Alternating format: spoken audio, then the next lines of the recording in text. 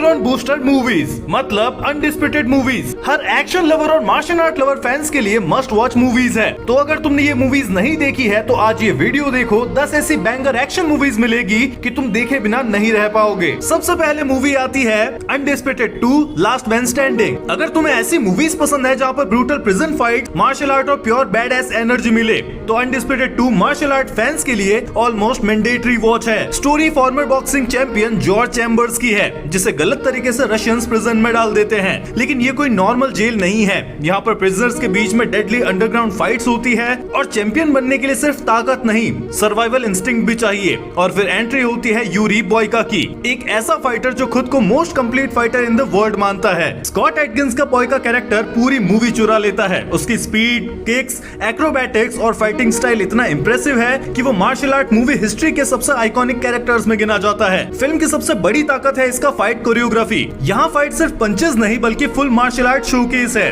हर fight intense, fast और brutal feel होती है। नेक्स्ट आती है ब्लड एंड बोन। अगर तुम्हें ऐसी एक्शन मूवीज पसंद है जहाँ पर स्टोरी सिंपल हो लेकिन फाइट एब्सोल्युटली इंसेन हो तो blood and bone martial art fans के लिए हिडन जेम है। स्टोरी आइजिया बोन की है जो जेल से बाहर आने के बाद अंडरग्राउंड फाइटिंग वर्ल्ड में उतरता है, लेकिन उसका मकसद सिर्फ पैसा कमाना नहीं है। उसके पास से जुड़ा एक पर्सनल प्रॉमिस है जिसे पूरा करने के लिए उसे इस डेंजरस वर्ल्ड के सबसे खतरनाक फाइटर्स का सामना करना पड़ता है। माइकल जे वाइट का स्क्रीन प्रेजेंस पूरी मूवी की जान है। वो काम, कॉन्फिडेंट, अनबिलीवेबली डेंजरस फील होता है। जब तक वो शांत है तब तक ठीक है, लेकिन फाइट शुरू होते ही सीन बदल जाता है। फिल्म की सबसे बड़ी ताकत है इसका martial art action. Punches powerful लगते हैं, किक्स ब्रूटल है और कोरियोग्राफी साफ सुथरी और रियलिस्टिक फील देती है। सीजीआई पर नहीं, एक्चुअल फाइटिंग स्किल्स पर भरोसा किया गया है। स्टोरी स्ट्रेट फॉरवर्ड है लेकिन एक्शन फैंस को वही चाहिए होता है, एक बैड एस हीरो और शानदार फाइट्स। नेक्स्ट आती है अनडिस्प्यूटेड 3 रिडेम्पशन। अगर तुम्हें अनडिस्प्यूटेड 2 पसंद आई थी तो ये अनडिस्प्यूटेड 3 रिडेम्पशन उससे भी ज्यादा एक्शन पैक्ड है। इस बार यूरी बॉयका पहले जैसा इनविंसिबल चैंपियन नहीं रहा। चोट की वजह से उसका करियर लगभग खत्म हो चुका है, लेकिन बॉयका हार मानने वालों में से नहीं है। जब उसे एक ब्रूटल इंटरनेशनल प्रिजन टूर्नामेंट में हिस्सा लेने का मौका मिलता है तो वह अपनी खोई हुई पहचान वापस पाने निकल पड़ता है और यहीं से शुरू होता है मार्शल आर्ट का असली तूफान। स्कॉट एटकिंस इस फिल्म में पूरी तरीके से छा जाते हैं। बॉयका अब सिर्फ विलन नहीं रहा, वो एक लेयर्ड कैरेक्टर बन चुका है जिसके लिए तुम भी चीयर करने लगते हो। फिल्म की सबसे बड़ी ताकत है इसकी फाइटिंग कोरियोग्राफी। हर फाइटर की अलग स्टाइल है,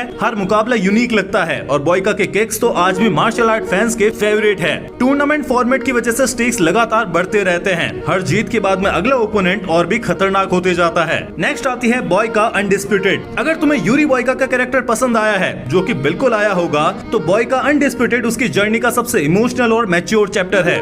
इस बार बॉयका सिर्फ चैंपियन बनने के लिए नहीं लड़ रहा है। एक फाइट के दौरान एक्सीडेंटली उसके ओपोनेंट की मौत हो जाती है और पहली बार बॉयका गिल्ट महसूस करता है जब उसे पता चलता है कि फाइटर की वाइफ मुश्किलों में जी रही है। तो वो उसकी मदद करने का फैसला करता है, लेकिन मदद का रास्ता आसान नहीं है। बॉयका को फिर से उसी अंडरग्राउंड फाइटिंग वर्ल्ड में उतरना पड़ता है जहां उससे भी ज्यादा ब्रूटल और डेंजरस फाइटर्स उसका इंतजार कर रहे हैं। स्कॉट एटकिंस एक बार फिर शानदार है। एक्शन पहले की तरह टॉप क्लास है, लेकिन इस बार कैरेक्टर डेवलपमेंट भी स्ट्रॉन्ग है। बॉयका अब सिर्फ फाइट मशीन नहीं रहा, वो एक इंसान भी लगता है। फिल्म की सबसे बड़ी ताकत है इसमें brutal action plus emotional story दोनों। फाइट्स फास्ट, क्रिएटिव और पेनफुल फील होती है। खासकर फाइनल फाइट तो मार्शल आर्ट फैंस के लिए ट्रीट है। नेक्स्ट आती है नेवर बैक डाउन। अगर तुम्हें ऐसी मूवीज पसंद है जहाँ पर अंडरडॉग हीरो, एमएमए फाइट्स और रिवेंज मोटिवेशन एक साथ मिले तो नेवर बैक डाउन एक प्योर एड्रेनलिन रश है। स्टोरी जेक टाइलर की है जो नए शहर में शिफ्ट होता है। स्कूल में वह जल्दी ही फाइट्स और राइवलरी के बीच में फंस जाता है। एक पब्लिक फाइट में बुरी तरीके से हारने के बाद में उसे एहसास होता है कि सिर्फ गुस्से से फाइट नहीं जीती जा सकती।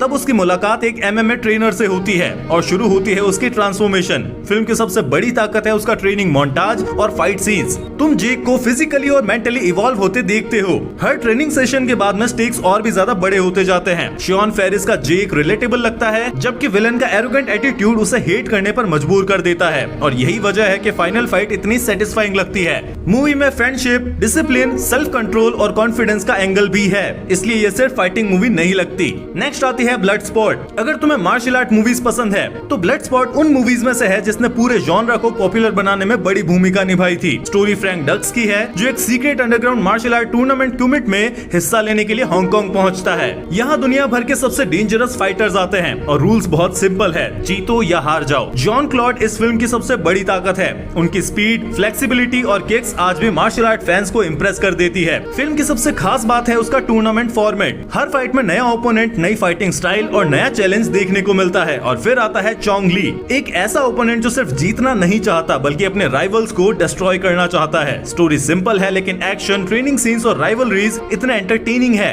कि मूवी आज भी कल्ट क्लासिक मानी जाती है। नेक्स्ट आती है रोड हाउस। अगर तुम्हें ऐसी मूवीज पसंद है जहाँ पर बार फाइट्स, बैड एस हीरो और नॉन स्टॉप एक्शन मिले तो रोड हाउस एक full on entertaining action ride है। स्टोरी डाल्टन की है जो एक फॉर्मर यूएफसी फाइटर है। उसे फ्लोरिडा कीज के एक बार में बाउंसर की जॉब मिलती है। शुरुआत में काम आसान लगता है लेकिन जल्दी ही उसे पता चलता है कि इस टाउन में करप्शन, क्रिमिनल्स और वायलेंस की कोई भी कमी नहीं है। जैक जिलेनहॉल डाल्टन के रोल में शानदार लगते हैं। वो काम, स्मार्ट और डेंजरस तीनों फील होते हैं। जब तक वो बात कर रहा है तब तक ठीक है लेकिन जब फाइट शुरू होती है तो पूरा सीन बदल जाता है। फिल्म की सबसे बड़ी ताकत है इसका रॉ एक्शन और करिश्मा। फाइट्स ब्रूटल है, पंचेस हैवी फील होते हैं और डाल्टन का कॉन्फिडेंस उसे इंस्टेंटली लाइकेबल हीरो बनाता है। और फिर आती है कॉनर मैकग्रेगोर की एंट्री। उनका कैरेक्टर प्योर केओस है, अनप्रेडिक्टेबल, क्रेजी और हर सीन में एनर्जी लेकर आता है। नेक्स्ट आती है वाइल्ड कार्ड। अगर तुम्हें जेसन स्टैथम की मूवीज पसंद है जहाँ पर शांत आदमी जरूरत पड़ने पर पूरी दुनिया को हिला देता है तो वाइल्ड कार्ड तुम्हारे लिए एक अच्छी वॉच हो सकती है। स्टोरी निक वाइल्ड की है जो लास वेगस में बॉडीगार्ड और प्रॉब्लम सॉल्वर का काम करता है। बाहर से वो काम है, कंट्रोल्ड लगता है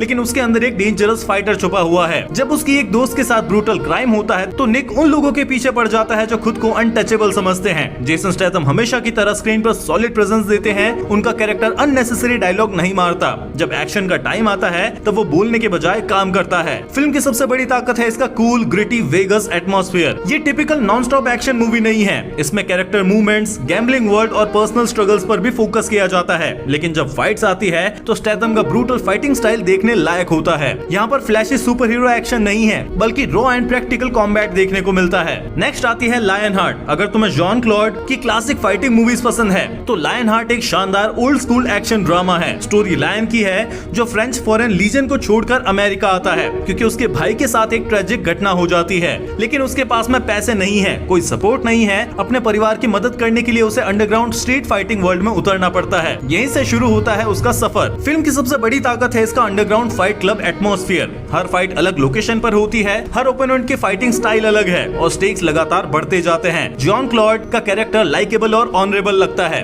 वो सिर्फ जीतने के लिए नहीं लड़ता, वो अपने परिवार के लिए लड़ रहा होता है, इसलिए इमोशनल कनेक्शन भी बन जाता है। एक्शन आज के स्टैंडर्ड्स के हिसाब से फ्लैशी नहीं है लेकिन पंचेस, किक्स और प्रैक्टिकल मार्शल आर्ट्स आज भी एंटरटेनिंग लगते हैं। तो ये थी best 10 martial art movies for a great testosterone boost. Video पसंद आया तो लाइक करो, ज्यादा पसंद आया तो एक दोस्त के साथ में शेयर करो और ऐसा मत सोचना कि बस इतनी ही मूवीज थी। इन मूवीज की भरमार है, ऐसी और मूवीज लाता रहूंगा नेक्स्ट वीडियो में, तो इसलिए सब्सक्राइब करो। मिलते हैं नेक्स्ट वीडियो में, तब तक के लिए बाय।